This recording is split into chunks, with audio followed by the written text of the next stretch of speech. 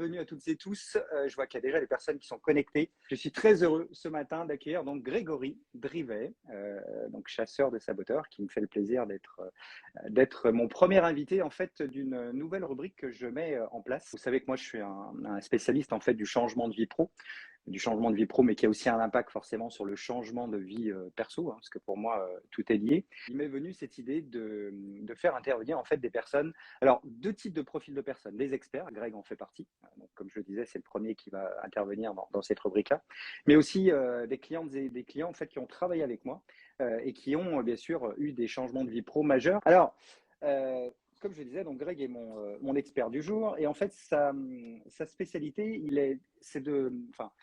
il contribue à faire changer les personnes, mais peut-être plus sur le plan perso. Mais comme justement le professionnel est toujours très lié avec le professionnel, bah, vous allez voir qu'en fait l'outil qu'il utilise, hein, qui est en fait les saboteurs, mais il va nous en parler très très bien d'ici quelques minutes, a un vrai impact sur le changement. En fait, moi la première question que je voulais lui poser, hein, c'est tout simplement Greg, est-ce que tu veux bien nous parler en fait de ton parcours en quelques mots, hein, ce que tu as fait un petit peu, et surtout en fait ce qui t'a amené à chasser tes saboteurs, et puis quelque part, parce qu'en fait chasser ces saboteurs pour toi c'est un art de vivre. Donc ton parcours, qu'est-ce qui t'a amené à chasser, qu'est-ce qui t'a amené à chasser tes saboteurs? C'est pas facile à dire ça. La parole est à toi, cher Greg. Merci. En fait, j'ai une expérience professionnelle, on va dire, dans l'entreprise, dans le marketing. J'ai fait une école de commerce pour ça, parce qu'on m'y a mis, en fait. Et étant un tant soit peu créatif, ça m'a plu. Et puis, lorsque j'ai quitté le salariat, j'ai voulu, comment dirais-je, rajouter une corde à mon arc, sans faire de jeu de mots avec la chasse. Et je suis tombé dans une formation de coaching en développement personnel de l'école CTI, Coaches Training Institute, en Californie aux États-Unis. Ne me demande pas pourquoi j'y ai mis les pieds. Aujourd'hui, je pourrais pas encore t'expliquer qu'est-ce qui m'a amené là-bas. Et lors de la première journée de formation, je, je me rappelle, alors on était une vingtaine, et on a commencé tout de suite en pratiquant dès le premier jour. Et la personne, c'était comme un bac à sable. La personne était au milieu de 19 autres. Et en fait, elle exprimait une problématique. Et on devait la coacher avec le peu qu'on avait appris en une matinée, avec deux conditions. Ne pas lui poser la question pourquoi et ne pas lui donner de conseils. Ça me rappelle des choses. Alors, moi qui suis de naturel bavard, j'ai rien qui sortait. Les seules choses que j'avais dans la tête qui voulaient venir, c'était des conseils ou des pourquoi.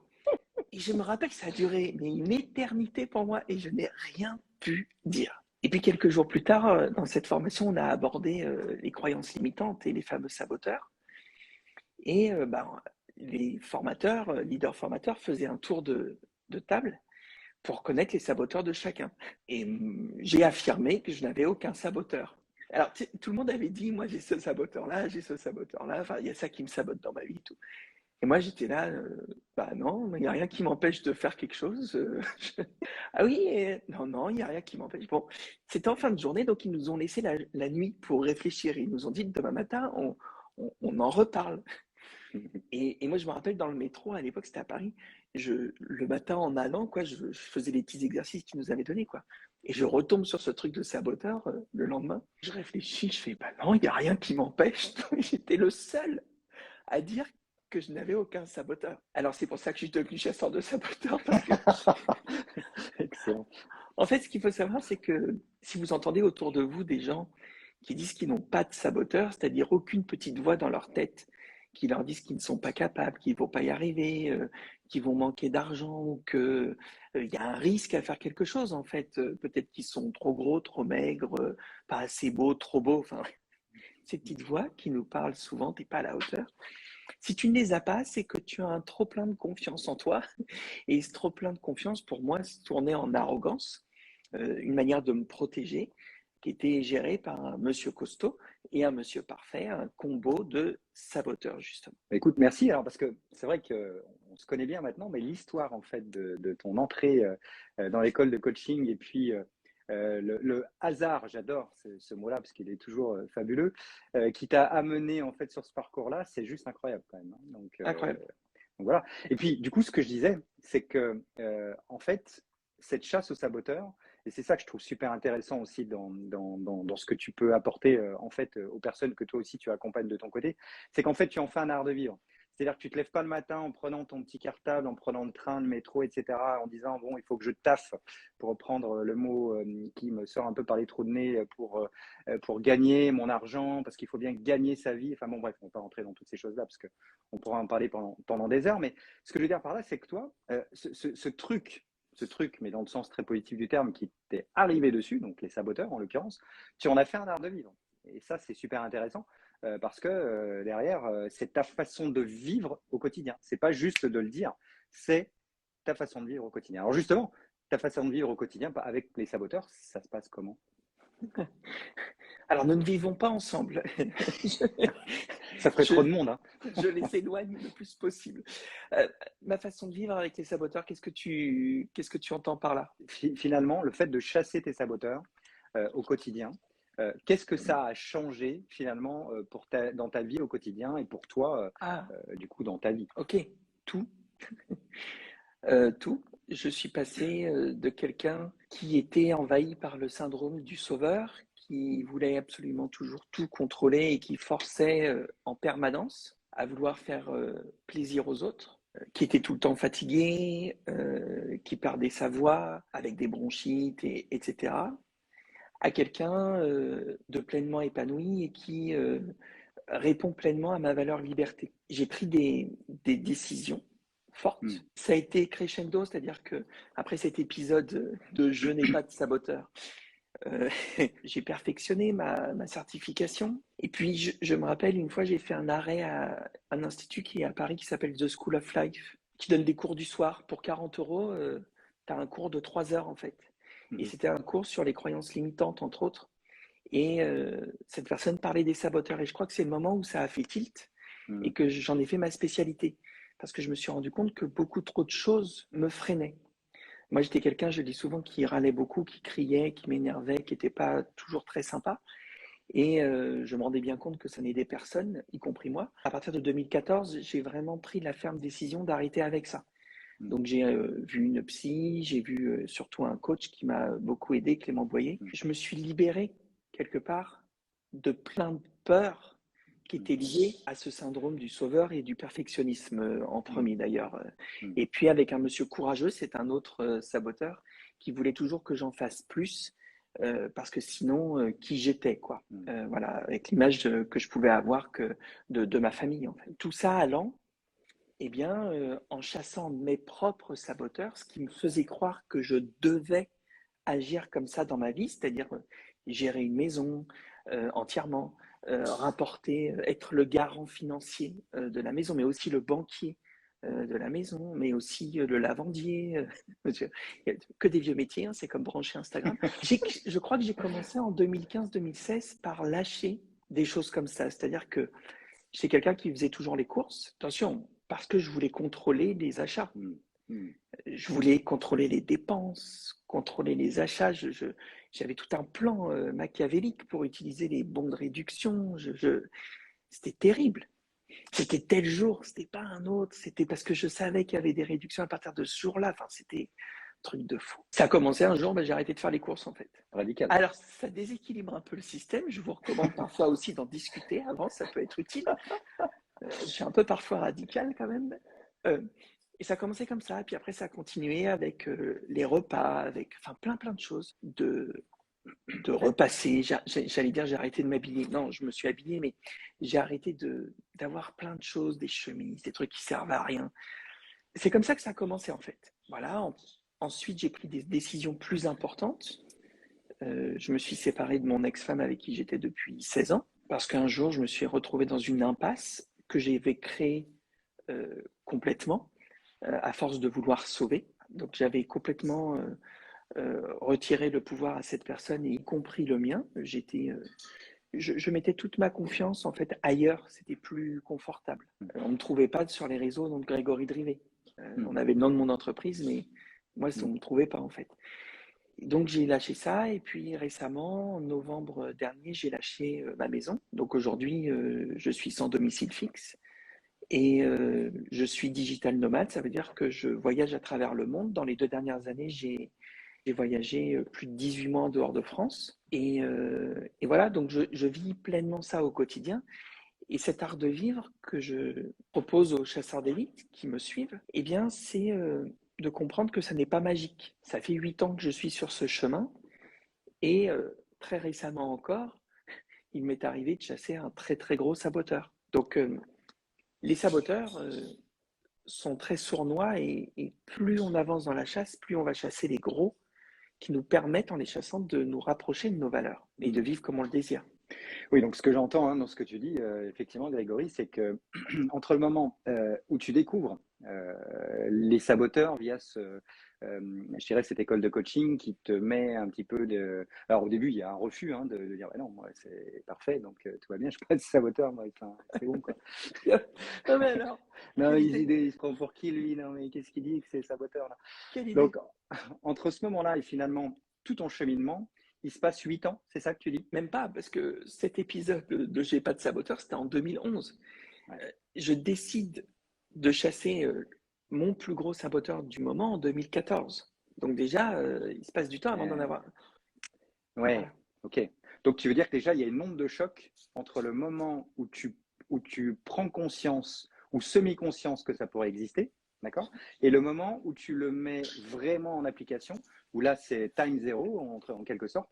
Et Oui, donc là, entre time zero et aujourd'hui, c'est 8 ans. 8 ans de oui, chemin. Donc c'est pour ça que on parlait tout à l'heure, je t'ai amené sur ce chemin-là en parlant d'art de vivre. C'est complètement ça. C'est-à-dire qu'en fait, toi, tu es vraiment dans l'expérimentation au quotidien vis-à-vis de toi-même justement de cette chasse aux saboteurs. et des autres. Et les Si j'ai autres, des bien sûr. saboteurs, ça veut dire que tu as des saboteurs et que tout le Bien monde sûr. a des Moi? saboteurs. Tu rigoles ou quoi? Non, mais je suis pas saboteur. Ah, tu veux dire que Ok. tu veux dire que c'était zéro pour moi aujourd'hui? Ce sera en 2027. Le, le- voilà, l'important est dans le vocabulaire, l'auxiliaire a beaucoup d'importance. Je ne suis pas un saboteur ou tu n'es pas un saboteur Hmm, pour moi. hmm, hmm. Ton mari ou ta femme n'est pas un saboteur, tes enfants ne te sabotent pas, ils ont des saboteurs. Donc bien Ah, c'est pas pareil. évidemment, cet art de vivre facilite grandement la connexion avec soi-même et la communication avec soi-même et la communication avec les autres. Hmm, J'ai pendant près d'un an et demi été seul et voyagé seul. Je dialoguais parfois avec mes saboteurs et je les tenais à l'écart. Aujourd'hui, nous voyageons à deux et dans la relation, à partir du moment, dans une relation où il y a une tension, un conflit, une fuite, un blocage ou un sauveur, une suradaptation, c'est qu'automatiquement, si tu parles plus à la même personne, tu parles au saboteur de cette personne. hmm, hmm, Donc cet art de vivre, c'est dans la capacité aussi d'être à l'écoute. Comme un vegan, par exemple, va être à l'écoute des nouveaux restaurants, des nouvelles recettes, etc., parce que c'est hmm, pour son art de vivre. hmm, Moi, c'est un art de vivre au niveau de la meilleure compréhension de mon environnement, y compris moi, puisque je suis dedans. hmm. Bien sûr. Ça me fait penser, j'ai pris l'avion il y a 3 jours pour 2 jours pour revenir à Péniche au Portugal où je suis pour encore un mois. Tous les gens sortent de l'aéroport pour aller dans le bus ou se piétinent pour Hmm, aller dans le bus. hmm, Et en fait, je suis capable de décrypter les comportements de la personne. J'en ai compté 3, 4 sur l'instant où je l'ai vu, qui automatiquement réveillent les miens. Parce que si quelqu'un me bouscule, euh, euh, crie, semble agacé, je vais le prendre de prime abord pour moi. hmm. Ou alors je vais être moi dans ma sérénité et me dire mais qu'est-ce qui vient m'emmerder celui-là. Une fois que j'ai compris que c'était ses saboteurs à lui, je lâche complètement prise. Et ça ne me regarde pas du tout. Et Hmm, je peux avoir de la hmm, compassion pour lui ou quoi que ce soit, mais c'est OK. Je comprends hmm, qu'il a peur lui-même. Donc, hmm, hmm. pour quelque raison que ce soit, c'est OK. Comme j'ai pas de terminal carte bleue, j'allais pas lui faire une séance dans le bus. Excellent. Bon, moi j'ai envie de dire, c'est pour toi qu'elle a été créée finalement la chanson de Claude François, hein, parce que finalement on te bouscule et tu ne te réveilles pas comme d'habitude. Exactement. Et Pardon. les saboteurs, ça s'en va et Et ça ça revient. revient. C'est fait de tout petit rien parfois. Alors pour information, ça n'était Hmm. absolument pas préparé, bien Tu sais, naturellement. les chasseurs disent souvent si j'avais un marteau, je pourrais taper sur les saboteurs. Bon, enfin bref. Si tu veux bien, maintenant, on va peut-être, parce que là, on a plutôt parlé du plan personnel. Hein, quand je dis personnel, c'est bien sûr via tes exemples, mais aussi via le personnel, c'est-à-dire la personne que l'on met les uns les autres, donc les saboteurs aide à changer sur le plan personnel, mais comme je le disais en introduction, en fait, ça a aussi un impact sur le changement de vie pro. Et ça, c'est aussi super important parce que derrière, on sait très bien que si on ne change pas personnellement, eh bien, forcément, ça n'aura pas d'impact professionnellement. D'ailleurs, juste peut-être, j'ouvre une parenthèse qui est très courte aussi.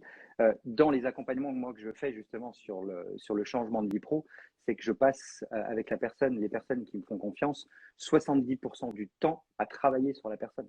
Parce que si on ne travaille pas sur la personne qui elle est et qu'elle se découvre ou qu'elle se redécouvre pas, eh bien à ce moment-là, elle va juste devenir à nouveau une chercheuse d'emploi ou un chercheur d'emploi. Et dans ces cas-là, bah voilà, c'est très bien, hein, mais c'est pas, c'est peut-être pas suffisant en tous les cas. Donc, les saboteurs, c'est aussi très utile quand on veut changer de vie pro. Et du coup, la question que j'ai envie de te poser, qu'est-ce qui, à ton avis, pourrait faire que les personnes pourraient ne pas changer aujourd'hui, ne pas oser changer de vie pro, justement parce qu'elles ont des saboteurs? Quels sont les saboteurs qui sont identifiés et qui freinent? Alors, ça a lagué un peu, mais je crois que j'ai compris. Quels sont les saboteurs qui freinent justement le changement dans la vie pro, c'est ça? Oui, exactement, exactement. Ok. Alors, il y en a plusieurs. Les saboteurs viennent du passé. À un moment donné, ils se sont ancrés en nous et nous font croire aujourd'hui que ce pourquoi ils nous ont aidés à un moment donné est encore utile aujourd'hui. Alors, par exemple, quand on était petit, on a souvent entendu nos parents galérer avec l'argent. Surtout en vacances, quand tu demandais à faire un tour de Rosalie, manger une glace et aller voir le taureau piscine dans la même journée. Là, les parents, ils n'étaient pas d'accord. Ils disaient, écoute, on a le temps. Et puis après, quand tu insistais un peu, bon, écoute, ça coûte cher, faut choisir. Alors, étant privé ainsi de ce plaisir à répétition tous les week-ends, tous les soirs, quand tu veux t'acheter un pain au chocolat ou pendant toutes les vacances, on a appris que l'argent, c'était important pour se faire plaisir. Et comme le cerveau veut aller vers le plaisir à tout prix, il a compris que l'argent était important. Alors, le premier saboteur qui va empêcher la transition professionnelle, c'est l'argent. Parce qu'à un moment donné, je vais en manquer, que je crois. Alors, j'ai un saboteur, souvent Monsieur Courageux ou Monsieur Costaud, qui dit non, tu peux tenir bon. Oh, tu sais, il y a pire que toi. Je peux encore attendre 1 an. Tout ça, c'est des phrases que ces deux saboteurs que j'ai nommés vont venir te dire dans ta tête pour justement te rappeler que tu ne peux pas te permettre d'avoir 50% en moins de ton salaire. Voilà. Donc ça, Donc l'argent, l'argent, oui, je rebondis complètement, bien sûr. exactement. Ensuite, il y a la société. Et encore une fois aussi les parents. Par exemple, la société, si on est dans une période de crise, ça va mal, on doit faire 300 km pour acheter un pot de moutarde et mettre 5 litres d'essence dans sa voiture. Il faut voir aujourd'hui que la crise joue sur vraiment des besoins primaires. On ne va pas pouvoir se chauffer. Alors, ce n'est pas le moment de changer de travail. Enfin, et donc, c'est important de le préserver. D'ailleurs, on nous a, parce que rarement, hein, tu vas peut-être me confirmer ça, je sais que tes enfants sont en âge, c'est rare d'avoir des enfants qui, à partir de 16 ans, 17 ans, veulent à tout prix trouver un travail euh, plutôt que de partir en vacances avec les copains. On est d'accord? Donc, c'est quand Je suis même les bien parents d'accord. qui disent aux enfants à un moment donné, bon, ça serait important que tu trouves un travail. Et le premier argument qu'on leur donne, bah, pour gagner de l'argent, tu vas pouvoir te payer ton permis, tu vas pouvoir sortir avec tes copains, parce que toi, t'en as un peu ras-le-bol d'allonger 20 balles ou 50 balles tous les week-ends. Alors du coup, bah, dès qu'on est jeune adulte, on apprend que trouver un travail, c'est vital. Et en plus, ça conditionne l'autonomie, la liberté, l'indépendance. Et à cet âge-là, ils en ont vraiment besoin. Donc, et nous aussi. Ce qui veut dire que dans la transition pro, bah, on a un travail, on est déjà chanceux de l'avoir. Et alors ensuite, il y a aussi toute cette formation qu'on a eue pour avoir notre travail. Parce qu'aujourd'hui, faire des grandes écoles, enfin pas des grandes écoles, pardon, faire des longues études, c'est différent. Ça devient monnaie courante. C'est-à-dire qu'il y a des garderies crèches avant l'entrée en maternelle, et puis il y a des garderies crèches pour grands qui coûtent beaucoup plus cher, hein, 6 000 € l'année, mais pour les jeunes adultes. D'accord. Alors, du coup, on est convaincu que quand on fait une reconversion professionnelle, on va de nouveau être obligé de se former. Alors, comme on a peut-être une force au niveau du goût de l'apprentissage et que c'est quelque chose qui nous éveille parce que ça nous nourrit, alors du coup, on va tomber dans l'apprentissage avant même de penser opérationnel. Tout ça, c'est les saboteurs qui nous guident dans ce marasme. Et puis, le plus important des saboteurs, ce que j'appelle un saboteur de niveau 3, c'est-à-dire un saboteur que tu ne vois même pas, parce que tout ça, on pourrait consciemment déjà y penser et se dire, oui, c'est logique ce qu'il dit. Mais il y a pire que ça. Il y a le fait que ça fait 30, 40 ans que tu ne respectes pas tes propres valeurs, que tu t'ignores, que tu ne t'autorises à rien, que tu te lèves juste tous les matins pour faire gagner de l'argent à quelqu'un et qui t'en donne une poussière en récompense pour que tu payes tes factures. Donc tu te renies complètement. Alors pourquoi tu ferais une reconversion intelligente pour faire quelque chose qui te plaît? Celui-là, il est un petit peu violent. Je suis désolé, des fois j'ai des petits coups de pelle comme ça. Ça Et fait du bien un coup de pelle. c'est surtout ça que je chasse avec mes chasseurs d'élite. Et ces croyances complètement inconscientes, je vais vraiment les chercher et les retirer aux chasseurs Mm, d'élite. Vraiment les mm, retirer en vrai. C'est pas de mm. la pommade pour remplacer par quelque chose de positif et de constructif. Non, mais complètement. Je vais juste rebondir sur le mot valeur. Très intéressant et important ce que tu dis. Bien sûr, je le partage à 100%. Exemple, lorsque j'accompagne, moi aussi, je fais travailler bien naturellement les valeurs. Et là, j'ai un client en ce moment avec lequel on vient de démarrer en fait un accompagnement. Et je le fais justement travailler sur ces valeurs. Et en fait, l'autre jour, il m'envoie un message en me disant, Renaud, c'est super difficile pour moi de travailler sur mes valeurs parce que blablabla, blablabla, blablabla. Oui, mais sauf que si les valeurs, elles ne sont pas clairement identifiées, je ne parle pas des valeurs de papa-maman, je ne parle pas des valeurs de tonton Jackie ou de quoi que ce soit, je parle en fait de tes propres valeurs. Parce qu'en fait, ce qui est super intéressant, c'est que quand je fais travailler les personnes sur les valeurs, la première valeur qu'ils mettent, c'est la famille. Mais celle-ci, elle est incroyable. Alors moi, j'adore ma famille. J'adore mes enfants, j'adore ma femme, j'adore mon papa, j'adore ma maman. Mais derrière, est-ce que c'est pour autant la valeur numéro un? C'est-à-dire tous les dimanches, tous les jours, tous les dimanches, tous les machins, je vais passer du temps en fait avec des personnes que j'adore au demeurant, mais qui vont peut-être pas me faire grandir forcément, parce qu'on n'est pas de la même génération, on n'a pas la même éducation, etc., etc. Je ferme la parenthèse. Alors, je vais renchérir là-dessus. Alors, en psychologie positive, la psychologie positive, c'est un courant qui vient prouver scientifiquement notre psychologie côté constructif et positif. Mm-hmm. C'est né il y a une vingtaine d'années. Avant, on s'intéressait qu'aux pathologies. Euh, C'est-à-dire que tout ce qui allait mal au niveau psychologique, on s'en occupait, il y avait des études, mais jamais pour ce qui était bien, jamais pour le bonheur. Et depuis une vingtaine d'années, 25 ans maintenant, ce courant est né. Et ils font régulièrement des études sur le bonheur. Qu'est-ce qui euh, nous met dans un état de bonheur? Avant, on s'appuyait sur des citations, sur des dictons, sur nos relations parents ou autres qui nous disaient des choses et auxquelles on croyait.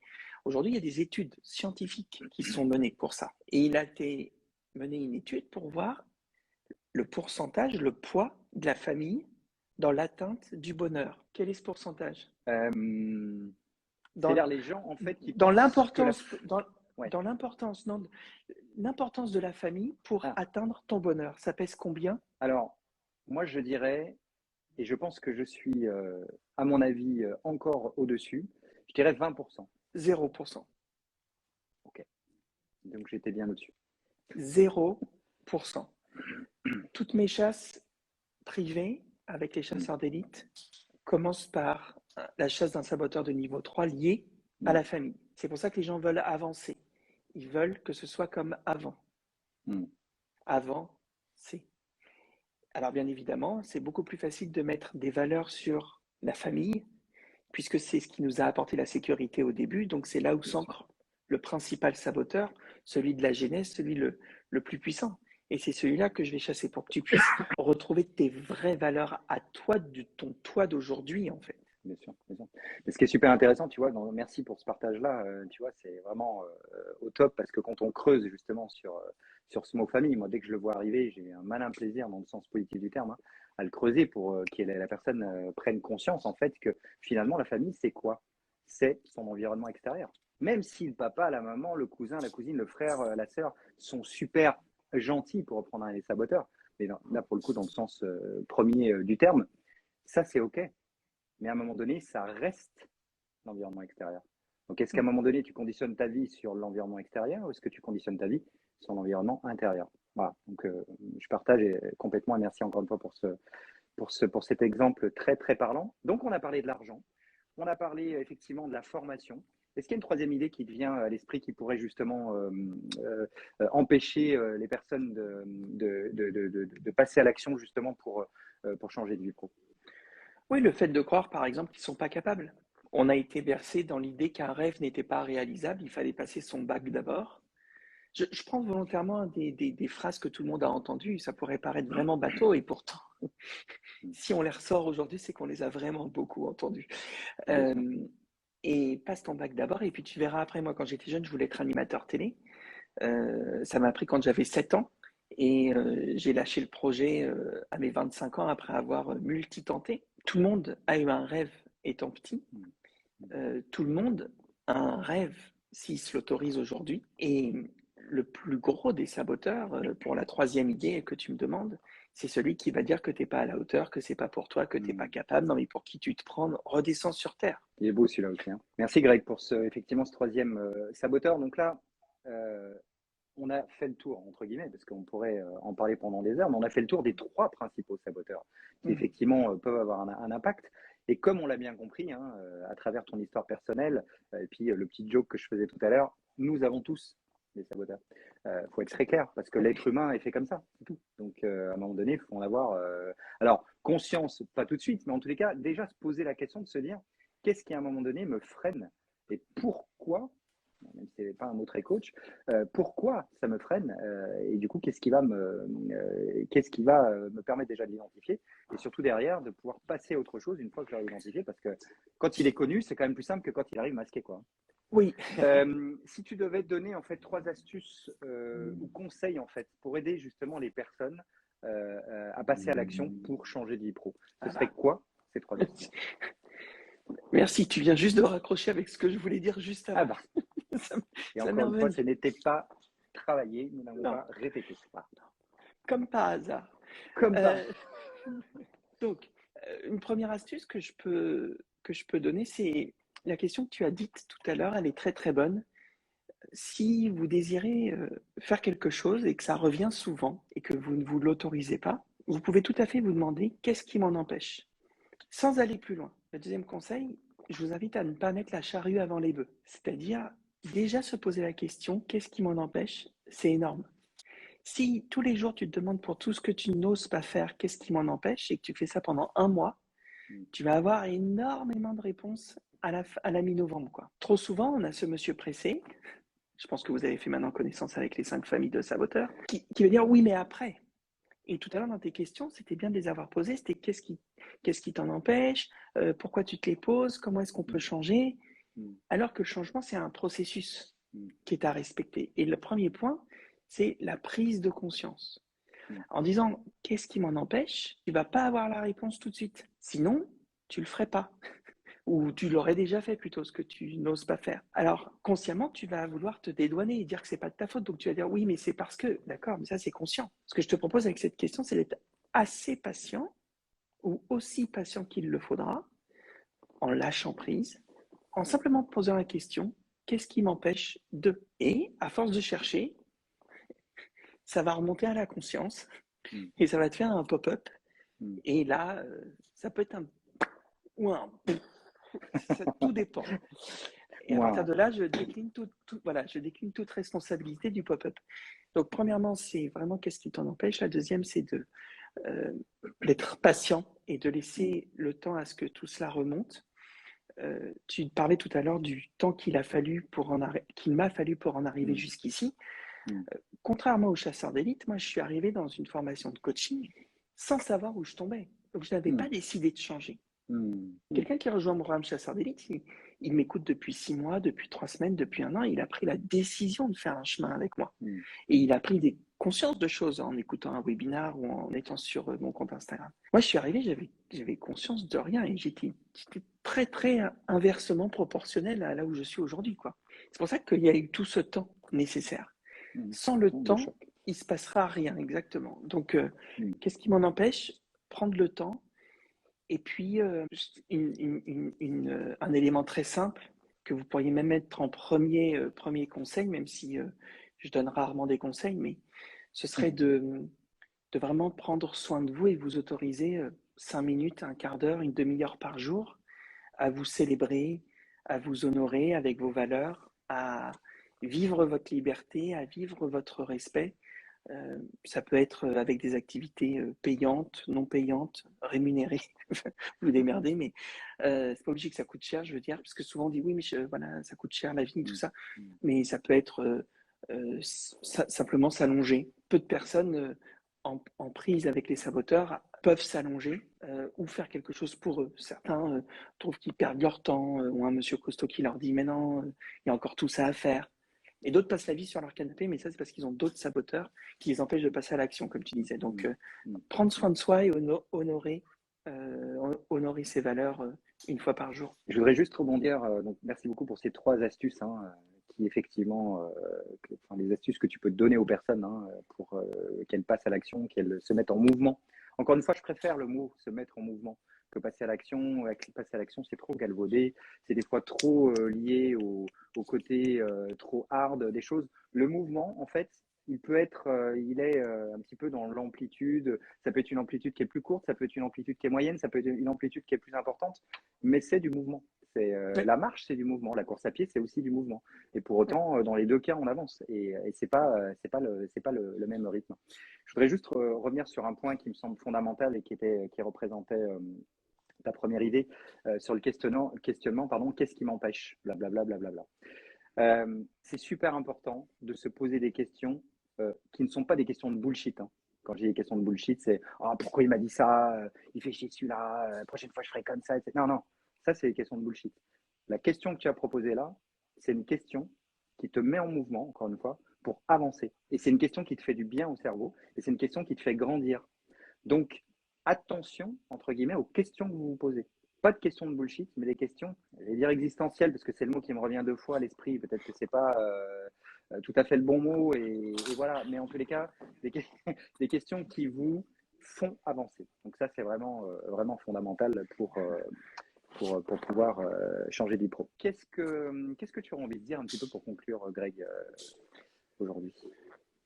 Ce que j'aimerais passer comme message, même si aussi ça, c'est peut-être comme tu dis souvent là, le mot galvaudé, mais on n'a qu'une vie. Et il y a une différence entre savoir qu'on n'a qu'une vie et vivre sa vie. Quand on remet à plus tard le truc du lendemain, on arrive à une place qui s'appelle jamais, juste très approximatif moi, dans les citations. Mais souvent, les saboteurs vont justement nous dire plus tard. Mais ta vie, elle n'attend pas plus tard. Et tu connais la vidéo des 86 500 secondes, là où je sais pas quoi, qu'on a par jour à la banque et qui sont à dépenser et que tu ne peux pas capitaliser. Alors on fait souvent très attention à notre argent, mais rarement à notre temps. Parce que comme il n'y a pas de fin programmée, écrite, eh bien on estime que on en a. Et cette vie, elle est plus ou moins longue, mais en tout cas, elle est unique. Et ça serait quand même con de se faire emmerder ou de se laisser emmerder par des saboteurs ou par quiconque qui aurait des saboteurs, sous prétexte que on le mérite, sous prétexte qu'il y a pire que nous, sous prétexte qu'on peut patienter encore 5 ans. Chaque chose que tu recules, tu t'enfonces un peu plus dans des injonctions, des obligations que la vie te donne. Aujourd'hui, je suis effaré de voir à quel point il n'y a même plus de mots, parce que je crois que pendant le Covid, on parlait d'infantiliser les gens. Là, je sais plus, j'ai plus de mots, j'ai vraiment l'impression de vivre dans le film Matrix. C'est pour ça que je passe le moins de temps possible en France. Et je dis pas que où je suis, c'est mieux. Au Portugal, ils ont aussi beaucoup de problèmes, un niveau de vie encore inférieur au nôtre, avec l'essence qui est beaucoup plus chère et sans les 30 centimes, par exemple, d'aide. Et ça va peut-être être égoïste ce que je vais dire, mais je comprends pas ce qu'ils disent. Je sens l'énergie, et encore, l'énergie est beaucoup plus paisible qu'en France. Mais je ne baigne pas dans ce... Parce que j'ai décidé que ma vie était bien trop importante pour la gâcher à râler, pour la gâcher à crier, pour la gâcher à remettre au lendemain, pour la gâcher à me plier en 4 pour tout et tout le monde. Ce que j'ai envie de dire aussi, c'est que la seule chose qui t'empêche de ce que tu imagines de mieux pour toi, c'est les saboteurs et c'est rien d'autre. Bien sûr, il y a des formations pour changer de métier. Je me rappelle d'une dame qui, son rêve, c'était de devenir commissaire-priseur. Alors, elle a fait une formation commissaire-priseur et ça, c'est très important. Sauf que 3 ans après sa formation, elle s'était toujours pas lancée. Quand on se lance, en général, c'est toujours, tu sais, ça fait peur, l'homme canon, tu vois. Il faut toujours faire attention aux mots qu'on emploie, en effet. Et cette dame n'avait toujours pas démarré son activité parce que derrière la compétence que tu apprends, et tout le monde est très fort pour apprendre, et l'information aujourd'hui est partout, on est dans l'abondance de l'information. Par contre, on est dans une pénurie de croyances en soi. Et c'est pour ça qu'il y a un manque de confiance et d'estime.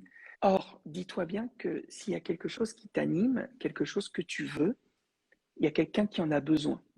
et que toi, tu es en train de passer par ce chemin et tes apprentissages vont être utiles à aider cette personne qui en a besoin. S'il y en a une, il y en a mille. Et ton rôle est trop important pour ne pas avoir le courage de passer à travers tout ça. Merci Greg. J'aime beaucoup cette conclusion, effectivement, basée sur des choses que beaucoup de gens connaissent hein, sur la vie unique, etc., etc. Alors même si on a des croyances religieuses qui peuvent nous amener à penser autre chose pour certaines, certains, peu importe, mais en tous les cas, si on s'attache déjà à cette vie-là, hein, celle pour laquelle les gens sont connectés aujourd'hui, et cette vie pour laquelle on est en train d'échanger, toi et moi, par rapport à ce que tu nous apportes sur le changement, eh bien oui, c'est vraiment un sujet sur lequel il faut pas être juste un sachant.